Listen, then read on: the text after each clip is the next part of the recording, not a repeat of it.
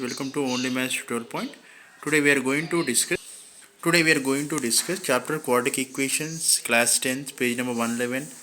So try this. So verify whether 1 and 3 by 2 are the roots of the given equation. So what is given equation? 2x square minus 5x plus 3 equals 0. So we need to find whether the given roots satisfy the given equation or not. First write down what is given equation. 2x square minus 5x plus 3 equals 0. Okay. Then to find 1 comma 3 by 2 are the roots of the equation. We need to find this one. So if x equal to 1, substitute in place of x, replace by 1 guys. So and simplify. We get 0. Okay. Therefore 1 is a solution of equation. Similarly, replace x by 3 by 2 and simplify. We get 0.